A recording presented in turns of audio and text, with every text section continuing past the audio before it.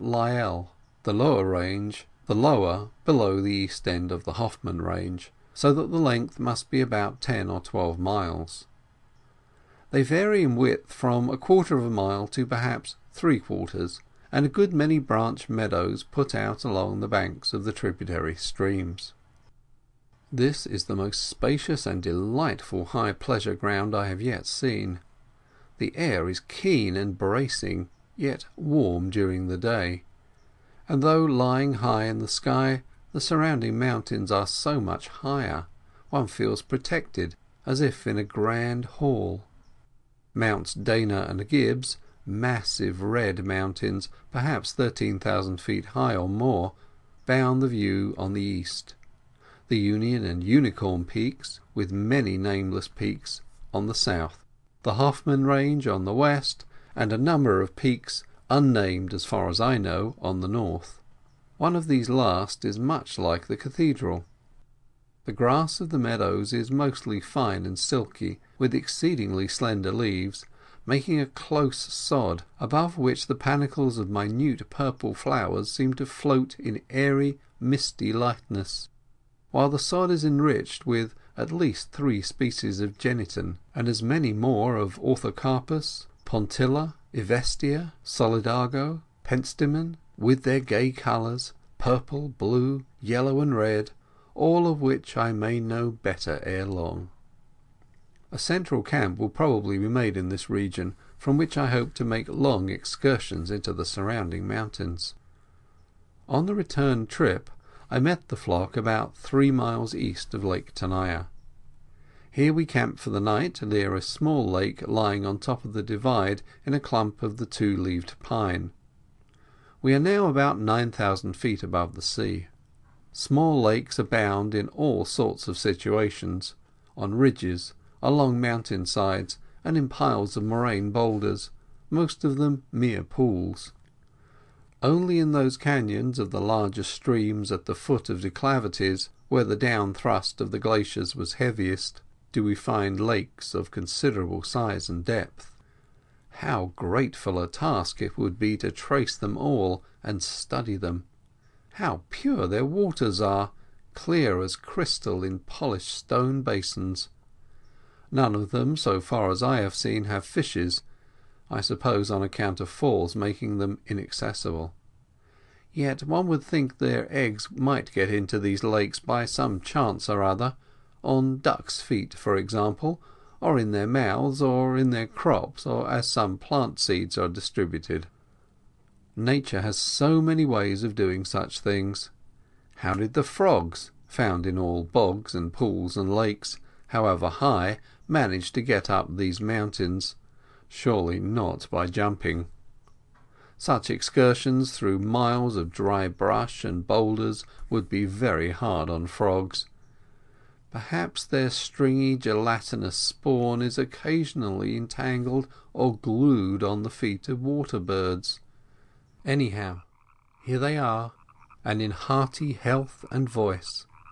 I like their cheery tronk and crink. They take the place of songbirds at a pinch.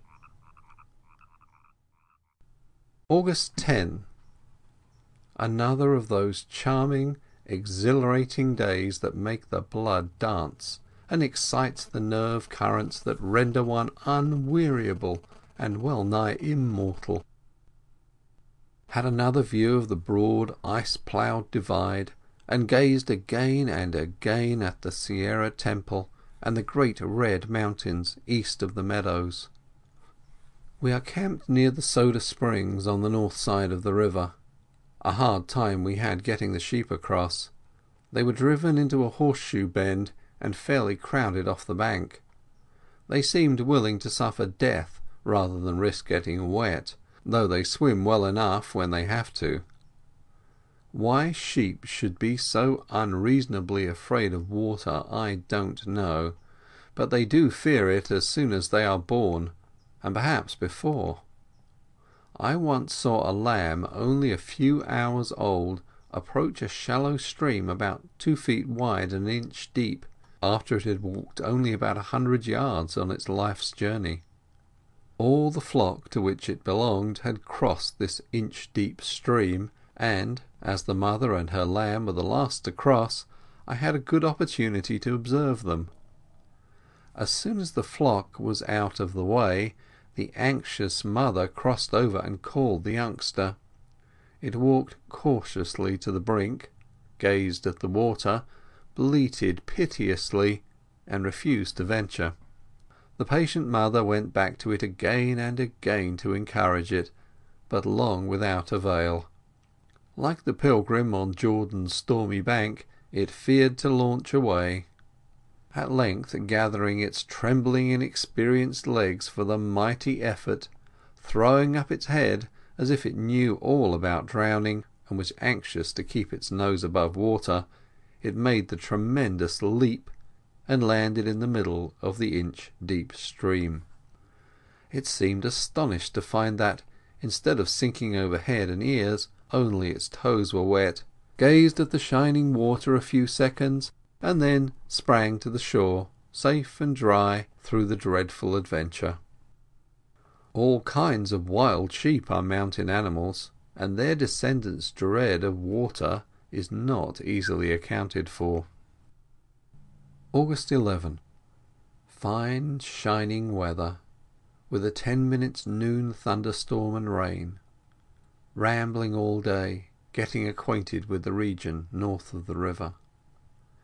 Found a small lake, and many charming glacier meadows, emblossomed in an extensive forest of the two-leaved pine.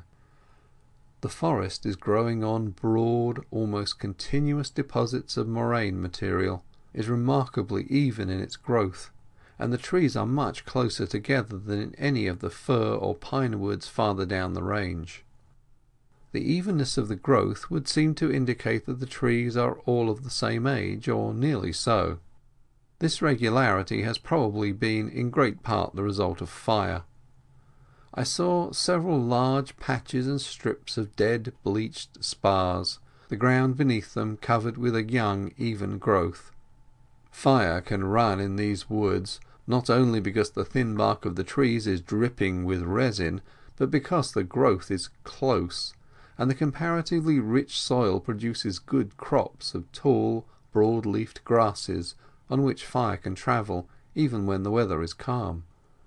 Besides these fire-killed patches, there are a good many fallen, uprooted trees here and there, some with the bark and needles still on, as if they had been lately blown down in some thunderstorm blast. Saw a large black-tailed deer, a buck with antlers like the upturned roots of a fallen pine.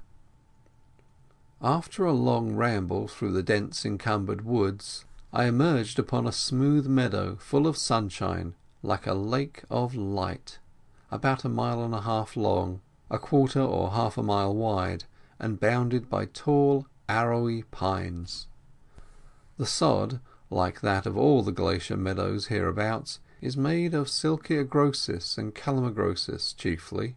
Their panicles of purple flowers and purple stems, exceeding light and airy, seem to float above the green plush of leaves like a thin misty cloud, while the sod is brightened by several species of gentian, pontilla, Ivesta, orthocarpus, and their corresponding bees and butterflies.